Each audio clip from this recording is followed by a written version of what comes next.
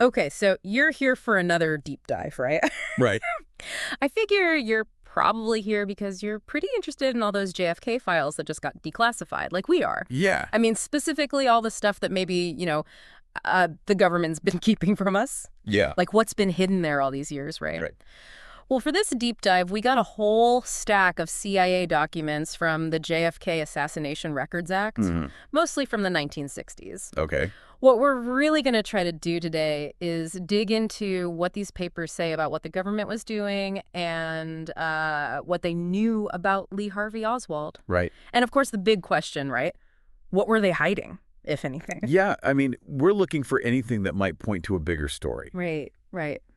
More than just what's on the surface, you know? Like the stuff they don't want us to see. Exactly. So where do we even start with all this? Well, I think a good place to start is Lee Harvey Oswald's stay in Helsinki. Okay, so this memo from June 1st, 1964, it's all about, like, nailing down when exactly Oswald was in Helsinki, Right. back in October 1959. Yeah. It seems like the Warren Commission was really trying to figure that out, like every little detail. Well, the Warren Commission was really meticulous, you know? Yeah. They wanted to get everything exactly right. Right? Like in this memo, it talks about Frank Freiberg, who was working for them. Uh-huh. He was trying to make a super precise timeline of what Oswald did in Helsinki. Okay. Like down to the minute, you know? Yeah. Even like little things that you might not think matter, Right. but those tiny details, sometimes they're the key, right? Yeah, absolutely. Like, the memo even says how long it took to drive from the airport to downtown Helsinki. Uh-huh. About 25 minutes. And then they figure out it's only 5 minutes by taxi from there to the Soviet Consulate. They were really trying to reconstruct everything he did in those few days he was there. Yeah, like every step he took. Exactly. So they were also trying to find out about, like, when the Soviet Consulate was open. Right. It says here in the memo that usually on Saturdays back then, they closed at 1200 p.m. local time. 1,300 hours. Yeah, 1,300 hours. You know, military time. Yeah. Because, you know, this is all very official stuff. Yeah. But you can see why they needed to know that, right? Right, right. Because it could prove or disprove what people said Oswald was doing there. Uh-huh. It's all about the timeline. Exactly. But this is where it gets interesting and maybe a little suspicious. Okay, I'm listening. The memo talks about what they did with passenger lists back then. Those are the lists of everyone who was on a plane or a ship, right? Right, like a manifest. Yeah. So at the American consulate in Helsinki, they only kept those lists for 6 months, then they, like, tossed them out. Wow. So any connections Oswald might have had, they could just be gone. That's wild, isn't it? Yeah, either on purpose or maybe by accident. Right. I mean, how can you ever really know what happened if they get rid of those lists? It makes you think, doesn't it? Mm. Like how much stuff just disappears over time. Yeah, exactly. Yeah. Especially in a case this big. It makes you wonder, like, what else is missing, you know? Right. And when you don't have all the pieces, people start to fill in the blanks themselves. Yeah. Okay, so there's also this mention of a cable the State Department sent to Helsinki. They were asking for help to get answers right. Yeah. But even though they were trying to be thorough, you still got to wonder about those passenger lists being gone. It's a big hole in the story. Yeah, definitely. And Freiberg, the guy we were talking about earlier, he wasn't satisfied with just that State Department cable. Oh, really? Yeah, he even suggested sending another cable to the station in Helsinki. So he was going above and beyond. Yeah, like he was really trying to get the whole picture. He wanted to make sure they didn't miss anything. Yeah, exactly. But here's another weird thing. This memo was marked secret. Interesting. And they didn't release the whole thing until 1993. Wow. But it could have been released way back in June 1976 under FOIA. That's the Freedom of Information Act, right? Yeah, the Freedom of Information Act. So why keep it secret for so long? Yeah, I mean, it's just travel times and when the consulate was open. Right. Why all the secrecy? Well, you know, anything related to Oswald was probably considered super sensitive back then. Sure. I mean, they were investigating the assassination of the president. Right. It's a huge deal, so maybe they were just being extra careful. Yeah, maybe. Or maybe they were trying to protect their sources, you know? That's always a possibility in these kinds of situations. Right, right. Okay, so let's move on to another interesting part of these documents. Okay. Soviet citizens marrying foreigners. Oh, yeah, that's a good one. There's this memo from July 9th, 1964. Okay. It's basically a conversation with someone from the Warren Commission Uh-huh. about this whole thing with Soviet citizens marrying foreigners. Obviously, this is about Lee Harvey Oswald and Marina Persakova. Right, because he was able to bring her to the U.S. Right, so this was a big deal for them to figure out. Absolutely. They wanted to know, like, how unusual it was for a Soviet citizen to leave with their foreign spouse. So they looked into it. Yeah, they looked at 26 cases. Wow. Americans and other foreigners who married Soviet citizens. And what did they find?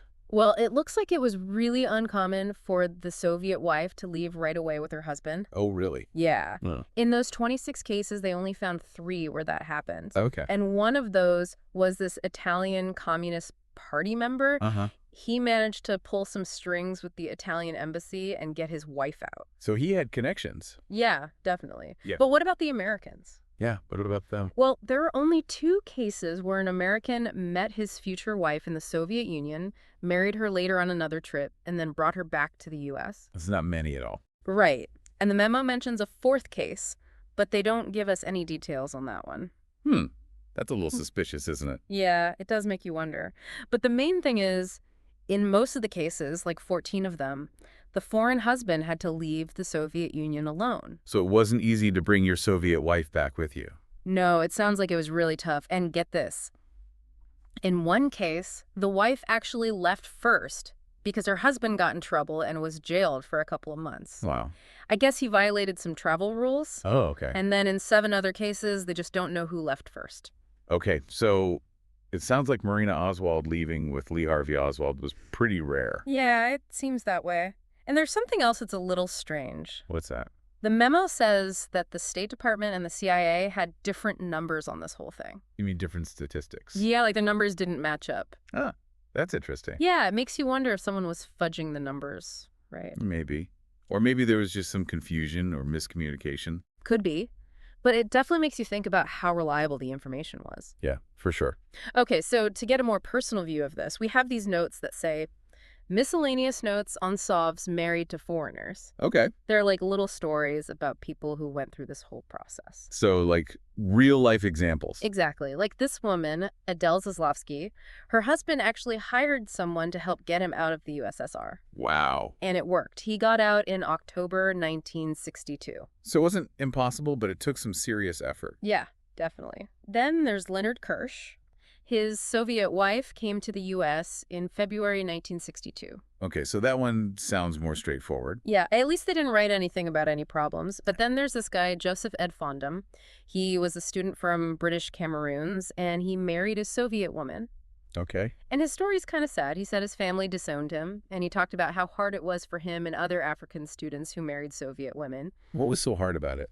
Well, he said they had money problems, and the Soviet government wouldn't let their wives leave. So they were stuck. Yeah, sounds like it.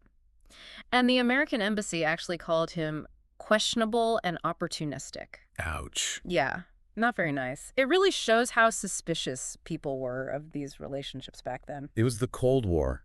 Everyone was looking for spies. Right. And then there's Edgar Lerman, Okay. an American exchange student who married a Soviet woman. Okay. And there were all these rumors going around that they couldn't get married until she got a certificate of sanity. A certificate of sanity. What does that even mean? Yeah, I don't know.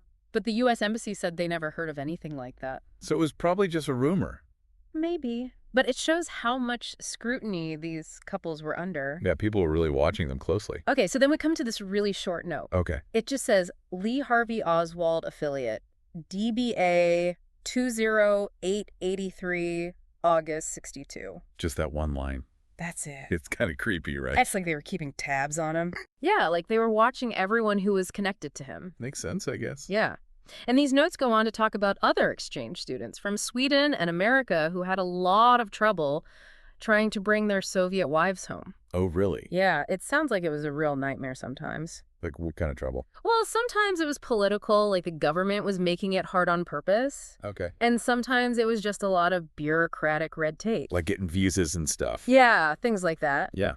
There's even this one case, a Swedish student who was really pro-Soviet. Okay. And it seems like his political views actually made it harder for his wife to leave. Wow. And there's another one, this time the son of the Chilean ambassador to the USSR. Okay. He married a Soviet woman in 1947, Huh? but the Soviets wouldn't let her leave. Even though he was the ambassador's son. Yeah, even then.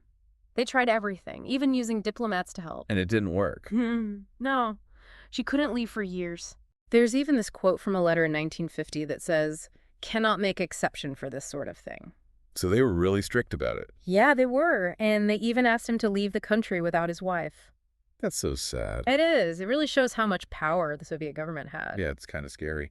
Okay, so then there's this case with AZM Wyrad. Okay. He married a geology student. Okay. But guess what? What? The KGB interviewed her and told her she could only leave if she agreed to spy for them. Seriously? Yeah, but she said no. Wow, that's brave. Yeah. It really shows how intense things were back then. It was a different world. Totally. So there's also this memo from July 26th, 1963. Okay. It summarizes a bunch of these cases with Soviet women marrying foreigners. So they were really keeping track of all this. Yeah, it seems like they were really paying attention to these marriages. It makes you wonder why. Right. I mean, maybe they were worried about spies. That makes sense. Yeah. Or maybe they were just being nosy. But maybe think about Marina Oswald, right? Yeah. Like, did they hide anything about how she got out of the Soviet Union? It's possible. I mean, if there's anything unusual about it, they might not have wanted people to know. Right. Especially if it made them look bad or had something to do with, like, secret stuff. Yeah, that makes sense. Okay, so what else do we have? Let's shift gears a bit. Okay. And talk about the CIA's interest in Oswald even after he came back to the States. Oh, that's interesting. Yeah. So we have this message from September 30th, 1964. Okay. It's a request to track down this guy, Joachim Forster. Joachim Forster. Yeah. He was born in Cologne in 1907. Okay. And he seems like a pretty interesting character. He wrote something like 30 books and a bunch of newspaper articles. Wow, that's a lot of writing. Right. And get this. His last book was called Oswald, Assassin or Fall Guy. No way. Yeah. So he was questioning the official story. Yeah, it looks that way. And he even wrote it under a fake name. A pseudonym. Yeah, a pseudonym. Francois Nesselrode and H.F. Leakin. That's curious. So what else do we know about him? Well, according to some captured Gestapo documents, he joined the German Communist Party in May 1932. Okay.